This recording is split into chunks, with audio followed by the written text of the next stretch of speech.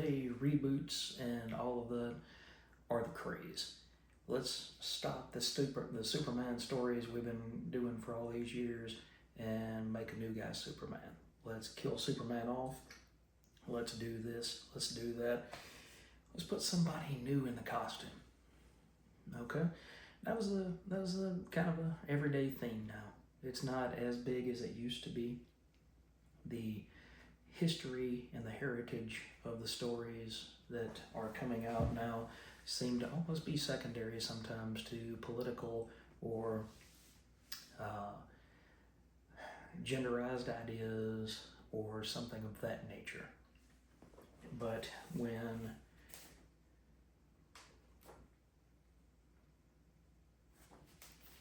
Peter Parker's Spider-Man number 98 came out in December of 1998, that seemed the end. It seemed like it was the end of Peter Parker being Spider-Man. Like it said in the letters page, that's the end of the continuous 36-year-long story that they had been telling. And to me, it still has an emotional punch because you got to see the Green Goblin think that he had won. He had finally gone over the edge thanks to the gathering of the Five that had happened right before this storyline. There was 5 different people. Some were going to get magnificent gifts. Other people were going to go crazy. And it seemed like Norman had gone even nuttier than he already was. But the main thing is this is another one of those stories that Howard Mackie understood, that you take Spider-Man back to issue number 33 of Amazing Spider-Man, where the odds are totally against him.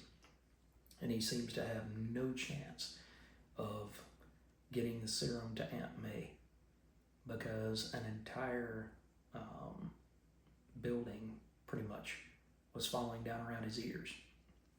And here you have a literal building, the Daily Bugle skyscraper, falling down around Peter's ears, shown with great energy and resolve by John Romita Jr. and Scott Hanna. You get to see Peter saying, I've done enough. I've protected as many people as I can, and I'm trying to save these last few people, and then it can be over. And he says, I can't do this, it's just too much. And meanwhile, Aunt May is laying in a hospital bed, and the Green Goblin said that he had implanted a neurotransmitter type device in her base of her skull. Well, Reed Richards, who's the world's smartest man, is trying to come up, and do surgery on Aunt May to save her life.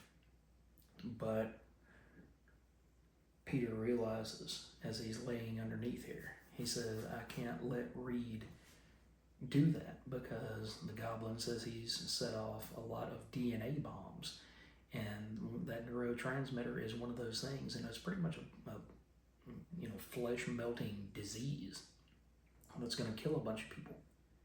And she is one of the transmitters, one of the carriers. And so he says, with great power must come great responsibility. It's been my mantra, my personal philosophy, the thing that keeps me in these webs. But why? Uncle Ben died because I didn't act. Gwen Stacy died when I did. Now Aunt May be dead, really dead, because of me. And for all I know, Reed and his team of surgeons have already removed the trigger Norman implanted in her head and started the DNA bomb chain reaction. But Mary Jane, he sees that picture of Mary Jane in his head. And it would do well for the current regime at Marvel to see this, to watch this sequence of events happen and unfold. Peter and Mary Jane are meant to be together. Those two characters fit together like peanut butter and a Reese's cup. It's true. whether you want to gaslight people, whether you want to say, no, no, no, no, whatever argument you come up with doesn't hold a candle to the fact that Mary Jane is sitting there crying and she says, fight, don't give up. And all of a sudden it's almost like a psychic connection. And he says, Mary Jane, she's out there somewhere. I know that she is. Why am I doing this? Why? For her. And because I have to. Norman Osborn is not going to take everything away from me. Never again.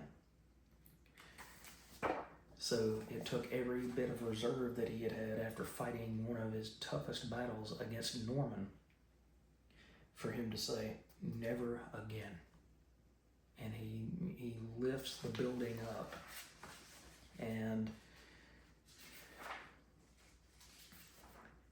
I always had trouble with this. Now, this is supposedly, probably in a matter of a second or two, but he couldn't hardly hold the building up with both hands, and then he's got the entire building supported with one hand and manages to shove these girders, back up where they belong, just long enough to web the building together and hold it. I'm not trying to minimize what he did. It was heroic. And this book still brings tears to my eyes sometimes to think about the heroism that Peter must endure and go through in order to save his Aunt May, save Mary Jane, save J. Jonah Jameson, who doesn't care anything about him at that point in continuity. He says, arrest him. Look what he's done to my building, to the home of the finest newspaper in the city.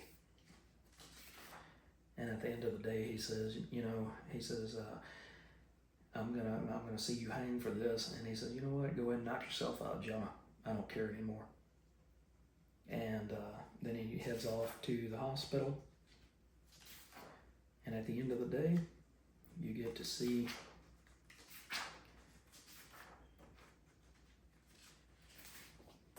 Peter Parker there with one of the ones that he loves the most, his Aunt May, his beloved Aunt May. And they saved her. And she continues to live for another day in the Spider-Man comics.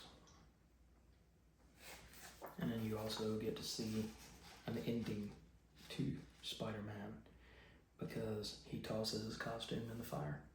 And then, he says, this is over. This part of my life is done. So,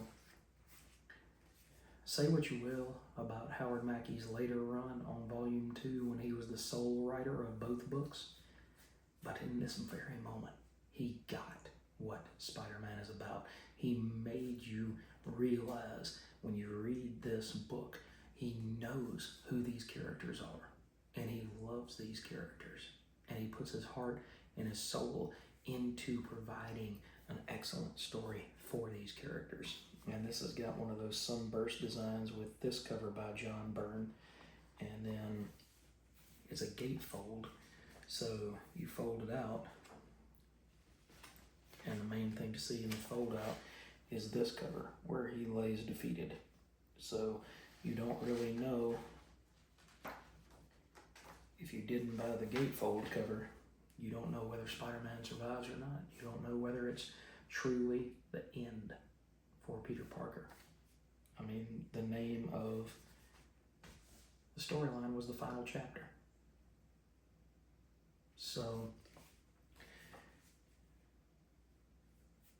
say what you will about chapter 1, which follows this, and it's pretty much a year 1 situation with John Byrne trying to reinvigorate and update Spider-Man like he did the Man of Steel 14 years before.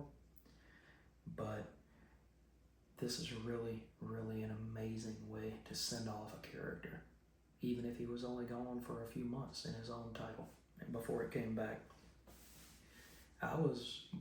I've been reading in Wizard, I've been looking at things, but I didn't know how they were going to bring Peter back. And it really sucked because I was used to picking up my Spider-Man books month in and month out by that point. And then all of a sudden, Spectacular, which is one of my favorite books at that time, is gone. Peter Parker, which was at that moment, in my opinion, better than Amazing Spider-Man. And then ASM was gone. And Web, which I don't know if anybody really missed that title or not, because it always seemed to be the redheaded stepchild of the entire run. But all 4 of the Spider-Man titles were gone. They were done. And you would think that they would have found a way to continue on. But this was the natural progression. Once Norman Osborn came back in Peter Parker number 75, things just continued to escalate until they got to this point here. So, anyway, guys, did you read these Spidey titles when you were, of age?